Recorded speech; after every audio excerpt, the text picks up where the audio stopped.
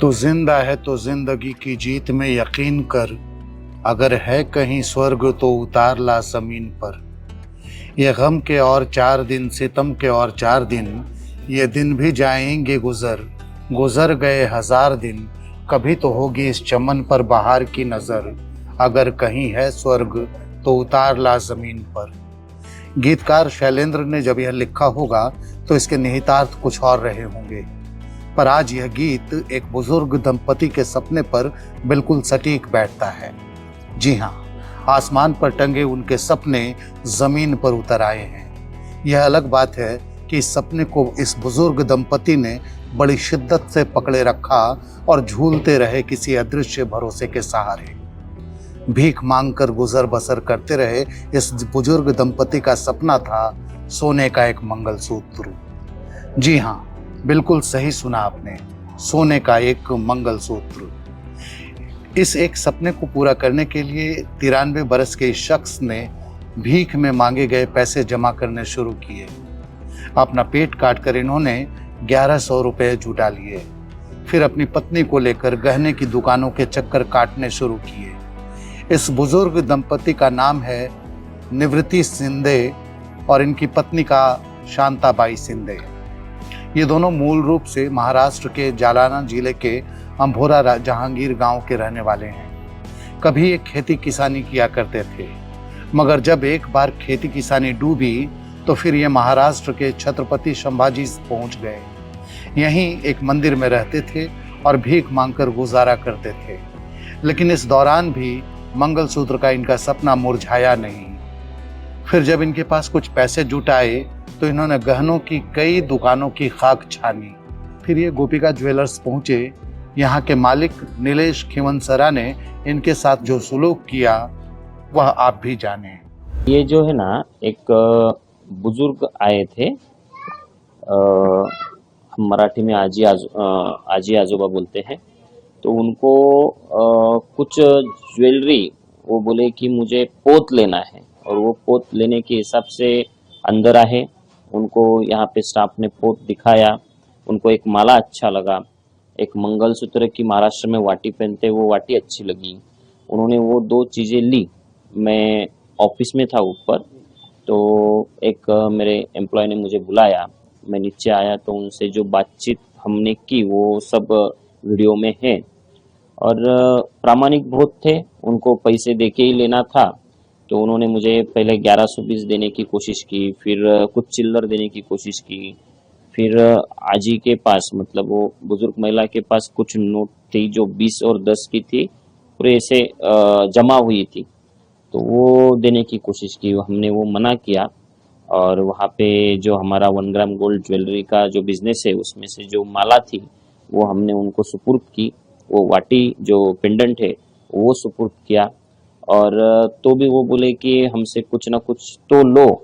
तो उनके आशीर्वाद रूप मैंने आजी से 10 और वो बुजुर्ग अंकल से 10 ऐसे 20 रुपए लिए। आज भी वो मेरे पास है। और विठू राया का आशीर्वाद और उनका आशीर्वाद मुझे मिल गया। पोत घेऊ लागली बाबा। पोत 4 दुकानात हिंडली, तिथली पसंत नाही पडली। मी तिसऱ्या दुकानात गेले, तिथली पसंत पडली। 2500 पोत घेतली। त्यांनी पैसे दिले, त्यांनी 20 रुपयेच घेतले। मी 500 रुपये देऊ लागले, त्यांनी 500 रुपये नाही घेतले, 20 रुपयेच घेतले माझ्याकडून। काय वाटतं तुम्हाला, अशा काय त्यांनी बरं केलं का तुमच्यासाठी जे केलं तुम्हाला सोबत? आता बरं केलं का कसं केलं आम्हाला काय समजत बाबा नाही, आता काय होतं तुम्हाला काय वाटलं पैसे घेतले नाही ते जुवाल मी अचानक खाले 3 रोजापासून ते काय आहे काय नाही, काय आहे काय नाही काहीच म्हणून। नाही, पण तुम्ही 1-1 रुपया गोळा करता, रुपया मागून 1-1 रुपया, त्याच्यात तुम्हाला तेवढी पोत मोफत मिळाली, फुकट हा, मिळाली। हा. तुम्हाला काय वाटतं, ते देवानं तुमच्यावर आशीर्वाद केला का हा, जन्माला? देवाने गजानन महाराजाने ते बाबांना कसं काय वाटलं तुम्हाला, काय द्यायचं असं? 15 वर्षापासून पोत घ्यायची म्हणाले। मी बाजारची पोत घाली ती एक घेतली, गाण टाकली 10,000 मंदी। परत पडले होते म्हणून त्याच्याने ही केली, तर ही बाजारची घातली 50 रुपयाची, ती ढवळी झाली। दुसरी आणू लागली तर याच झालं। कधी आपल्या खायला तुझं तेव्हा खायला नव्हतं ह्याच्यात। 15 वर्षापासून तुम्ही पोत द्यायची असा भानगड सुरू होता. हा काय कारण पोत असं द्यायचेच म्हणत? द्यायची म्हणजे आपली इच्छा. करायची हौस इच्छा म्हणजे. होती. हा बरोबर.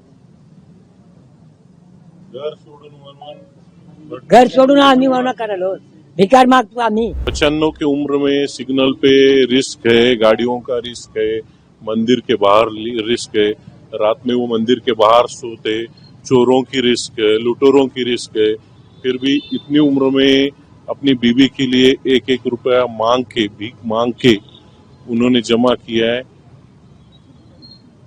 और दूसरी बात, ये बाबा और ये आते हैं और क्या ये 2 साल से मेरे पास आते, 3-4 दिन में एक बार आते। उनके जो छुट्टे पैसे होते, 1-1, 2-2, 5-5, वो मेरे पास रखते हैं। उसके नोट बना के मैं उनको देता हूँ पैक करके, वो सेफ्टी उसको रखते हैं। पर फिर भी उनको रिस्क है पैसे की। ये 3-4 दिन में एक बार आते, चिल्लर के नोट बना के लेके जाते, अपने गांव को जाते। इनका एक बेटा भी है, मजूरी करता है, वो मंठा साइड गांव है इनका, उधर खेती नहीं कुछ नहीं, वो भी ऐसा मजूरी है। इसलिए वो कर्जा था इनका, इसलिए ये औरंगाबाद आए। बच्चे ने इनके कर्जा कर लिया था, इसलिए ये औरंगाबाद आए काम करने के लिए। पर बाबा तो काम नहीं कर सकते, उम्र ज्यादा है, तो इनके दिमाग में आया कि चलो मंदिर के बाहर दक्षिणा के रूप में पैसे ले लें। और वो वैसे ही मंदिर के बाहर पैसे मांगने लगे लोगों से।